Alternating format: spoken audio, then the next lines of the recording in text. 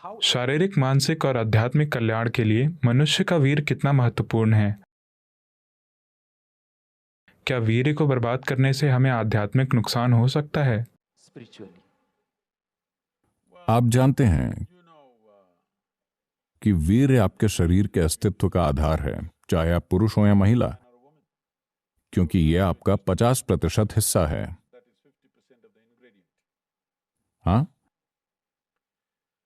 हमारे पास त्वचा है, हमारे पास कोशिकाएं हैं, हमारे पास बाल हैं, हमारे शरीर के कई अन्य पहलू हैं, दिल, लिवर, किडनी, बहुत सी चीजें हैं।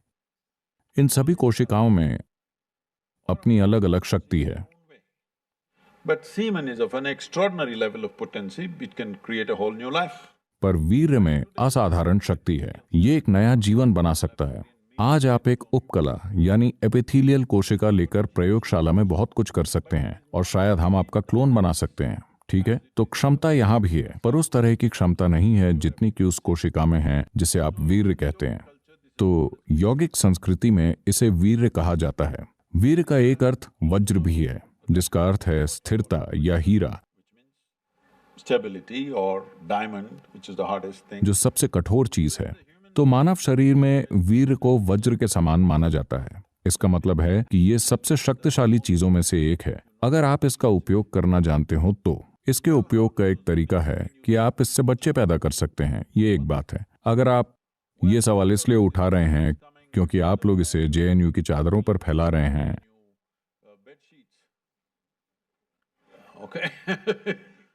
अगर आप ऐसा कर रहे हैं, आप जो कर रहे हैं वो कर रहे हैं, जिसे नैतिक रूप से आंका नहीं जाना चाहिए।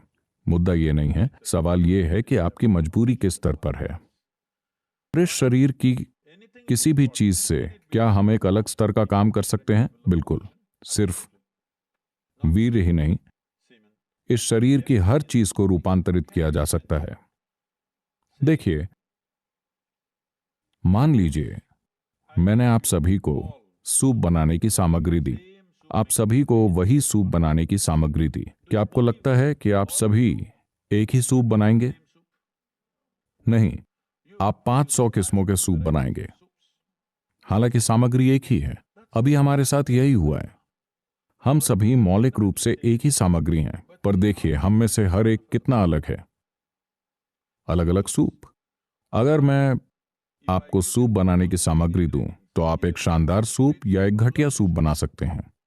ये इससे तय होगा कि आप में कितना कौशल है ना? तो ये हर बात पर लागू होता है, न सिर्फ वीर्य पर।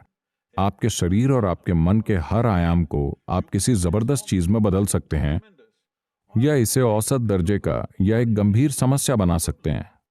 आपके जीवन का हर पहलू, यही जीवन के इस पहलू के लिए भी सच है। ये वही ऊर्जा है।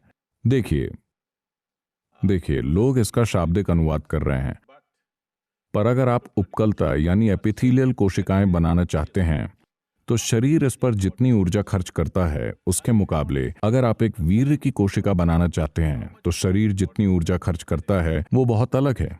इसे वैज्ञानिक रूप से स्थापित किया जा सकता है। इसलिए जब आप इतनी ऊर्जा का निवेश कर रहे हैं, तो जाहिर है कि अगर आपको खोजना आता हो तो इसमें क्षमता है। लेकिन क्या आप में खोजने की क्षमता है? क्या आप खोज करने में सक्षम हैं? क्या आपके पास ऐसा करने के लिए जरूरी साधना और मार्गदर्शन है? ये एक बड़ा सवालिया निशान है।